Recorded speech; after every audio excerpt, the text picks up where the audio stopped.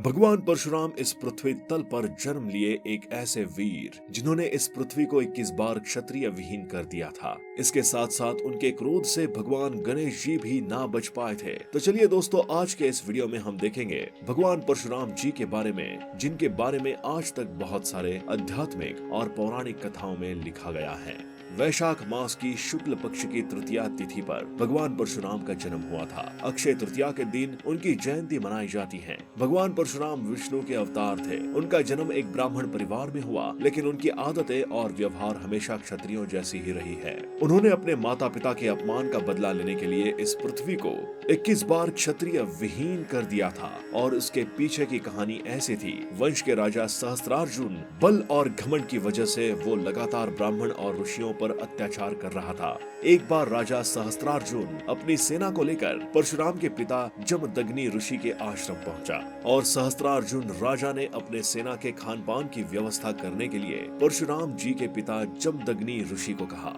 जमदग्नि ऋषि ने अपने कामधेनु गाय की दूध की मदद से पूरे सेना की भूख शांत की। इस चमत्कार को देखकर सहस्त्रार्जुन राजा जबरदस्ती से कामधेनु गाय को जमदग्नि ऋषि के आश्रम से ले जा रहा था। ये बात भगवान परशुराम को पता चली और भगवान परशुराम क्रोधित हो गए और इसी वक्त उन्होंने राजा सहस्त्रार्जुन का वध कर दिया। लेकिन इसका बदला लेने के लिए सहस्त्रार्जुन राजा के पुत्रों ने परशुराम जी के पिताजी जमदग्नि ऋषि का वध कर दिया।